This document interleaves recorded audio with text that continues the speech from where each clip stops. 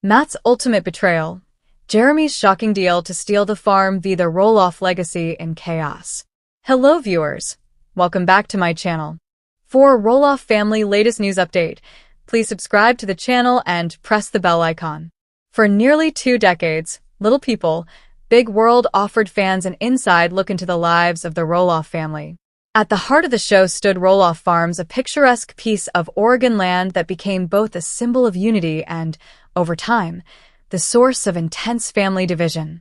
What started as a legacy-building dream for Matt Roloff turned into a battleground of betrayal, ambition, and painful decisions. But recent developments have left fans stunned. Jeremy Roloff, the once quiet son, allegedly struck a behind-the-scenes deal to take over the farm, one that many are now calling the ultimate betrayal. And shockingly, his own father, Matt Roloff, may have been the one who orchestrated it at the cost of his other children's trust. This isn't just about property.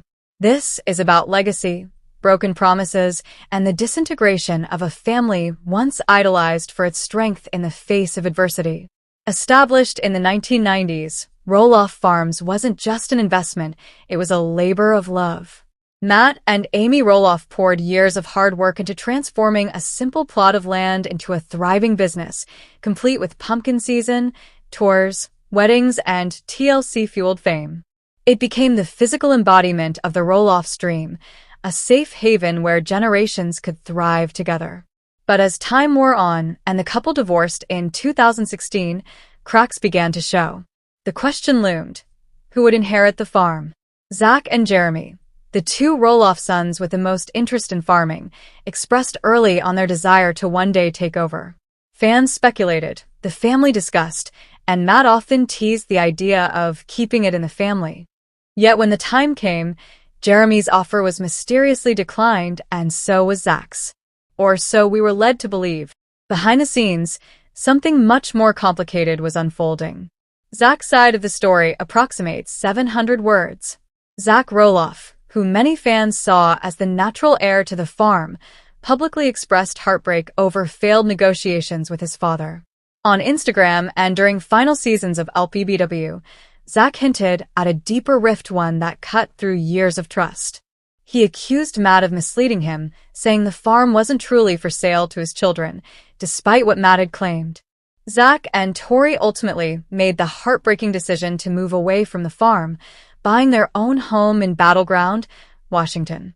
Jack's departure sent shockwaves. Fans accused Matt of favoring money over family.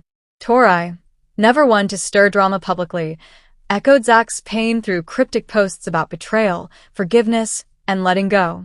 But while Jack walked away, Jeremy quietly circled back. A quiet strategy approximates 700 words. Unlike Jack, Jeremy Roloff had long distanced himself from the show. After stepping away from Little People, Big World in 2018, he and wife Audrey focused on brand-building books, podcasts, marriage workshops, and a social media empire. But Jeremy's dream of owning Roloff Farms never died.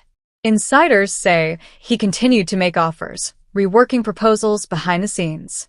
In mid-2024, rumors swirled that Matt and Jeremy had entered new negotiations, this time without the knowledge or blessing of Jack, Molly, or Jacob. What made this shocking wasn't just Jeremy's return to the table, it was the fact that Matt allegedly offered better terms than what Jack was ever given. Lower asking price, flexible payments, favorable access to key areas of the farm. To many, this felt like a slap in the face. Amy, who had sold her portion of the farm to Matt after their divorce, assumed that Matt would eventually honor their mutual hope, that the land would stay in the family. While she moved forward with Chris Merrick and tried to carve out her own piece, Amy's public reactions hinted at discomfort with how Matt was handling the transition. In a recent live Q&A, when asked about who might get the farm, Amy responded, "That's not something I'm involved in anymore, but I had always hoped it would go to one of the kids fairly." Insiders claim Amy was not informed when Matt reignited talks with Jeremy.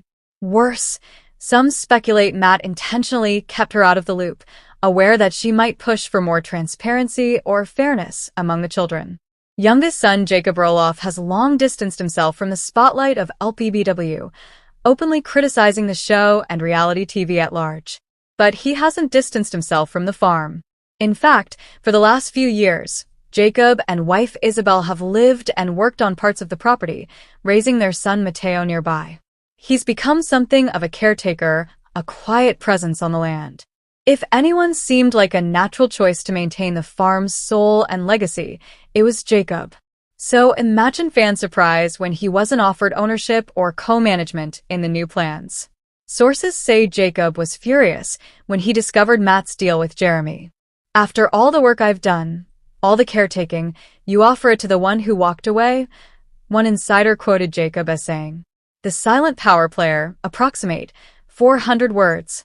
Audrey Roloff may not be on LPBW, but her influence looms large. Her dreams of rustic living, homesteading, and legacy building have been well documented online. Fans have even noticed that many of Jeremy and Audrey's recent posts about farm life, pumpkin patches, and dreams realized seem to foreshadow this very moment. Some believe Audrey encouraged Jeremy to wait it out, to bide their time until Matt's other children backed away. Her brand thrives on authenticity, yet critics call her ambition calculated. And now, with the deal apparently in motion, Audrey's followers are cheering while others accuse her of manipulating family dynamics for the sake of her own empire. Strategy or sabotage? Approximate 600 words.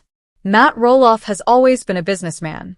Visionary, driven, and, at times, ruthless. Some admire his passion. Others accuse him of putting legacy second to profit or control.